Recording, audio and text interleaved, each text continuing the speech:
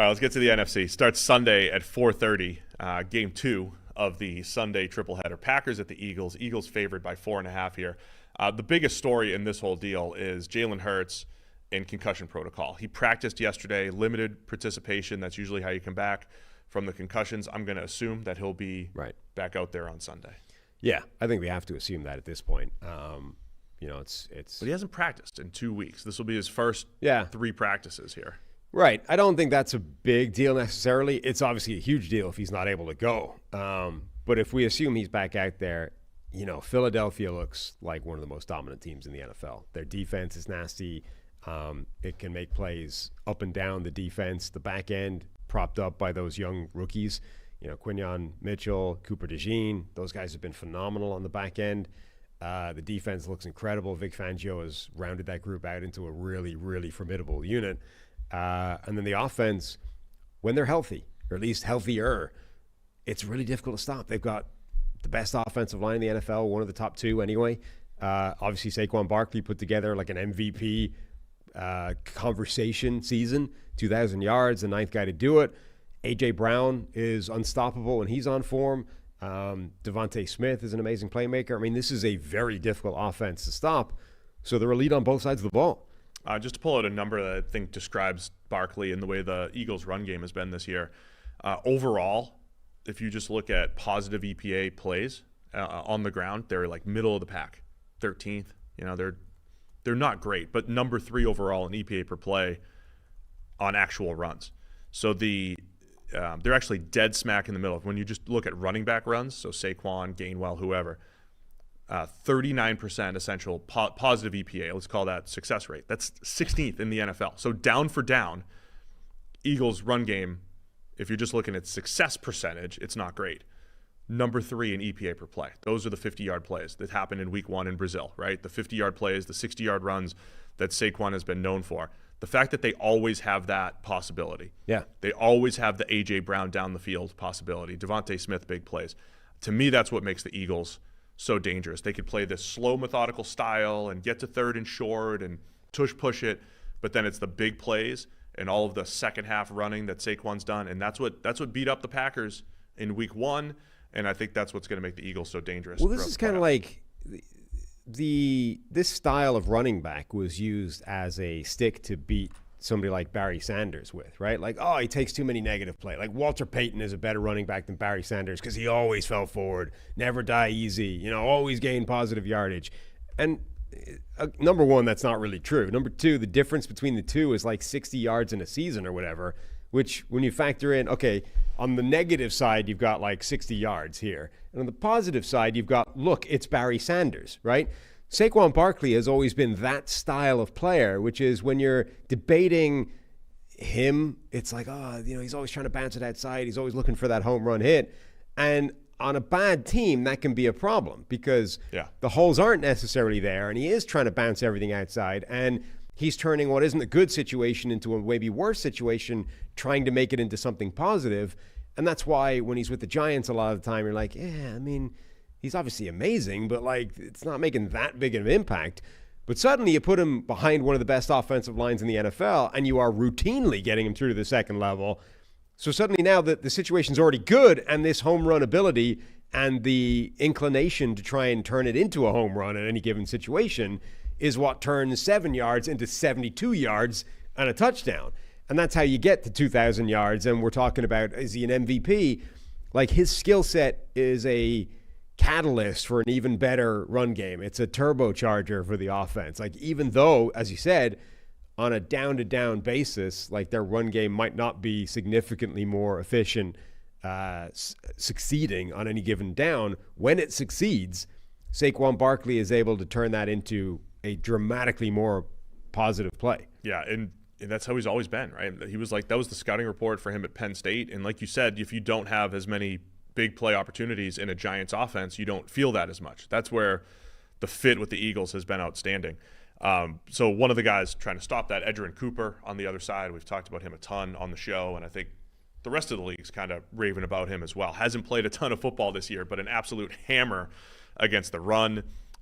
Run stop percentage of 12%, which is outstanding for a linebacker. PFF run defense grades, great. I mean, he's making a ton of plays at or behind the line of scrimmage. I do wonder how much that aggressiveness, because he just flies downhill. I wonder how much they can use that aggressiveness against him and using play action, getting the ball behind him. And only just basically playing full time. Like literally the last 2 weeks, Minnesota and Chicago are the only 2 games of his season where he's basically played every snap. Technically started the game before New Orleans, but was still playing basically the same number of snaps that he's always played in the season, which is to say far from 100%. But then the Vikings game, where he had an absolute ton of tackles for loss, like 4 of them, I think, in that game. And then the Bears game, first 2 games of his entire season, where he's played every down. And it is difficult to overstate how much of an upgrade that is. Like, I loved Cooper's he was already the best linebacker they had, but there was like 50% of the snaps where you were taking him off the field and deliberately downgrading. So now you got better on 50% of your defensive snaps over the last 2 weeks.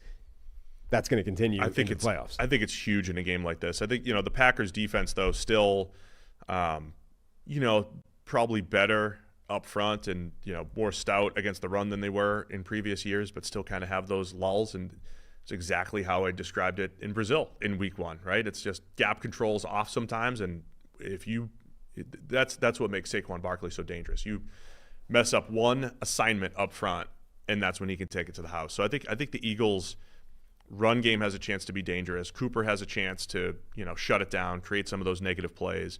And then, if there is a rust factor with Jalen Hurts or whatever it might be, like, he's got to make some throws outside the numbers. If there's been a weakness with Philly, it's been inconsistency with that passing attack. And I thought it was interesting that a Kenny Pickett, Tanner McKee-led offense, maybe not against great teams, but, they made some plays down the field that maybe, Hurts was a little inconsistent making in previous weeks. Yeah. One blow to Green Bay is like they were planning at some point on having Jair Alexander back, and that's not happening anymore. I mean, he's been shut down with a knee injury and almost certainly going to miss the rest of the season. Like, I guess if they make it to the Super Bowl, maybe. But they're not getting Jair Alexander back, who I think is theoretically still their best cornerback. Obviously, that's an impact when you're going up against a guy like A.J. Brown or even DeVonta Smith. So, they've been rocking with Carrington Valentine, with Keyshawn Nixon, who I think is more of a slot specialist at his best. That's a weakness now. Like this, generally, I think Green Bay is a very strong roster, top to bottom, and don't have too many weaknesses. That's an area, though, where you don't love the matchup relative to what they're facing. That is where I think maybe Philly wants to come out firing. Get Hurts a rhythm, get him involved, kind of push Saquon to the second half. Try to get a lead and let him really break their back in the second half, because I think you can attack those corners, and I think you can attack the middle of the field with the way Cooper works downhill and work some play action behind him. I'll be interested to see if they come out firing, because the Eagles also have a lot of those games where it's slow start, trudging through, and then it is second half they kind of run away with things. I don't know if they want to mess with that too much here as the favorites. Yeah. And then the other element obviously is, can Green Bay's defense just hold up against that offensive line for Philadelphia? Like part of the success with Saquon in the run game is and Jalen Hurts as well, when he's out there, it's just how good that offensive line is. And, they've responded from like the loss of a Hall of Fame center and Jason Kelsey, things like that. They've lost personnel, and they've been one of the few instances where a team has plugged in the replacements, and it's kept on trucking. Now, obviously, Saquon is helping that, but like this has not been the decline in this offensive line that was potentially on the cards if they didn't get those transitions right. They look really good, so Green Bay's defensive front has to hold up against that. A battle for first team right tackle here between Lane Johnson and Zach Tom. You're just going to ignore Penei Sewell, huh? I would say Penei, but people are arguing. People are arguing about them. Green Bay over the season have one of the best yards before contact per attempt rates in the NFL, according to PFF. Really impressive for just a no QB run threat. Usually the teams that are up there, like Detroit's up there because they've got a great run game. But it's impressive for teams that don't have the QB run threat to be up there. No, their defense. Oh, sorry. I thought you were talking about that. No, they've been one of the best run defense in the NFL in terms of getting to the running back early. Oh, I got you. Sorry. So going up against this offensive line, it's strength on strength. Yeah, so it should be a good matchup up front. I'm a Philly believer here. The way their defense is played too. I mean, they showed some issues a couple weeks ago against Washington. With they've backup got quarterback. No, I'm saying like defense, Philly defense. Okay. Against Washington's offense. Philly's got the best EPA per play on 20-plus yard throws by a mile. So that this is when you if you were to describe Fangio's defense in like 5 words, it'd be no big plays, ever. That's the 5 words. No big plays. That's what they do, right? And Green Bay doesn't have Christian Watson now, the other unfortunate injury from last week. So that's what I'm keeping an eye on. Can the Packers create any semblance of big plays? Because a lot of times against a Fangio defense, it's like take the underneath stuff.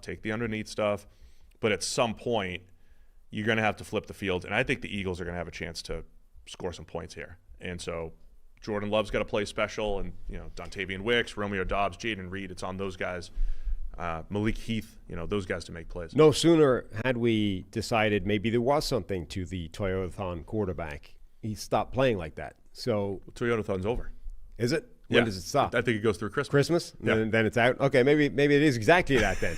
But the point being, when is Toyota Jordan Love stopped absolutely cooking, and I think that can't happen if they want to win this game. Like, Jordan Love is capable of elite stretches of play and elite play within games. I think as good as Green Bay is, and they're strong across the board, maybe with the exception of corner now, I do think they are still overmatched by Philadelphia. Like, they are the weaker team basically everywhere.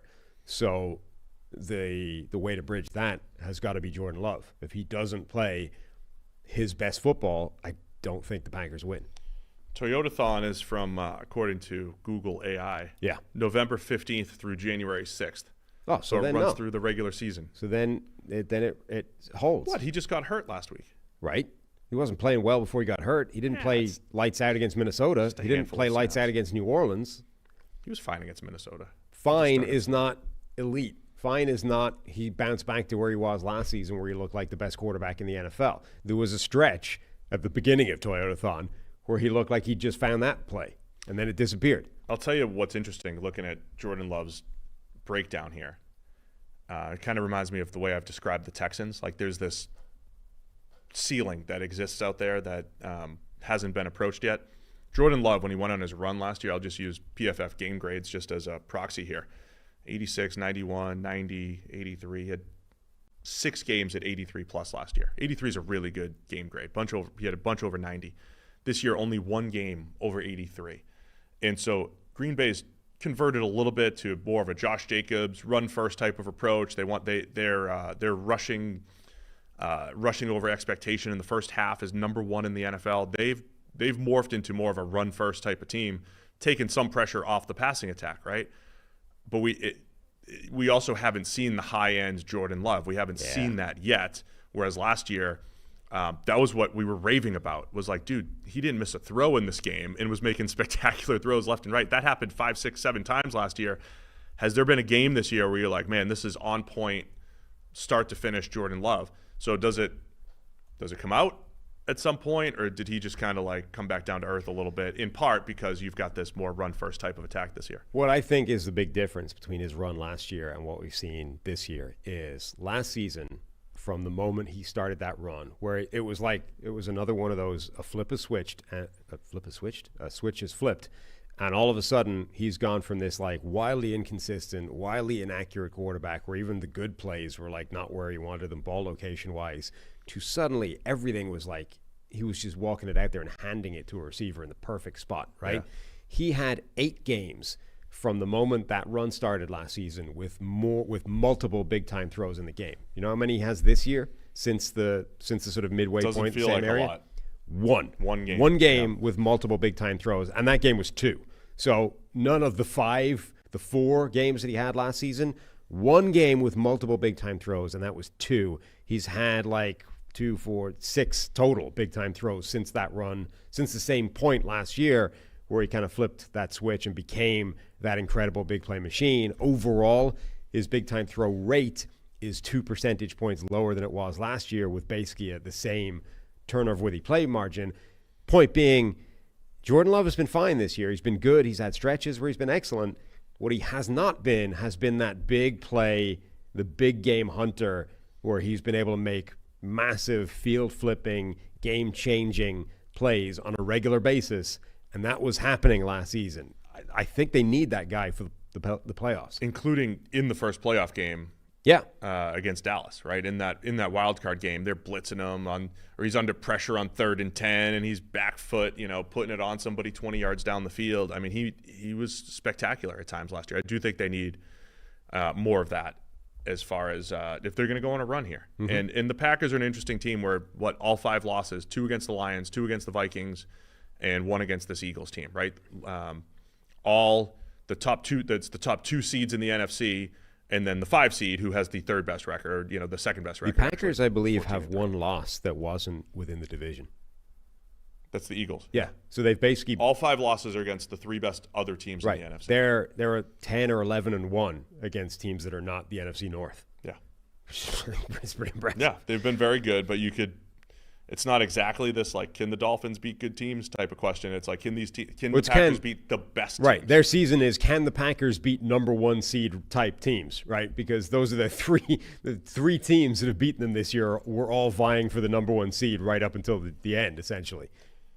Last thing I just wanted to highlight here is the Zach Bond, and I know you can't reveal your votes until Friday, tomorrow, apparently. Well, I thought it was all the way until awards, but apparently the All-Pro team gets announced on tomorrow, on Friday. It's the awards that get announced on NFL Honors. So MVP and that kind of stuff is NFL Honors, which is basically a couple of days before the Super Bowl. But the actual All-Pro team comes out tomorrow. There's a good chance Eagles linebacker Zach Bond is named somewhere in and around the All-Pro team. There is. And so very good chance when you factor in that you need to have 3 linebackers for the All-Pro team yes. in a league that is trending ever more sub-package. You're saying just handing out All-Pros to extra linebackers the way they're doing it here. Is that what you're saying? I'm saying nothing. You're saying nothing. But Zach Bond and then Nakobe Dean both have been pretty good against the run. Dean, he's got an even better run stop percentage than Edgerrin Cooper, who I was raving about earlier. So Dean has come on strong, and Bond has had an outstanding season, and the Eagles like to play the run with fewer players in the box, so there's a lot of pressure on those Eagles linebackers stopping Josh Jacobs up front. I think they're up to the task. Mm-hmm. Eagles by 4.5 here. Where are you going with this one? I will go. Man, I think I want to say that Green Bay will keep it closer than that, but yeah. I actually think the Eagles might just be too strong. It's one of those I would like Philly by 3 or so. Yeah. But I'm going to take Philly to cover. Harry will take the Packers. I like Philly to. I think the Eagles in particular go on a run here. Are a significantly better team than when they last met. Is there any fallout for? It feels like Eagles fans were just. There's some Eagles fans maybe waiting to be mad at Nick Sirianni. Others who say, "Look at his career record; he's outstanding." Yeah. Is there any fallout if they go one and done here with Sirianni and the Eagles? I mean, it depends on the manner of it. If it's a really good game between 2 very good teams and they lose, I mean, sure, it's not like he won't take crap for it, but I think it's okay. Like in this world of, look, the playoffs are where the best teams are, and sometimes you're going to lose those games. If they just play like crap and get waxed by the Packers, then yeah, that would be, I think, quite problematic for him, because that would be a couple of times now where they've looked really good for most of the regular season, yeah, and then just completely laid an egg in the playoffs. That, I mean, he was answering questions about his job based off the collapse last year, like real ones. Basically, ownership came and said, "Explain this to me," and explain how you're going to fix it. And he apparently did a good enough job of selling that they were like, "Okay, cool, you're the guy, go for it." And he did. Like he offensive coordinator, defense coordinator. Yeah, they fixed it. Yeah, and they fixed it. It didn't carry over into this year. So kudos, but that's how quickly it can. Like he already had that against him, right? That's almost like, a black mark in his record book somewhere. Like, if this goes badly, this is not a clean slate we're dealing with. There's already some negative here that we have to factor into these decisions. So, yeah, he at least needs a good performance, whether or not they win the game. Thanks for watching all the way to the end of our video. For more great content, click here to subscribe and here to watch another video. We'll see you again soon.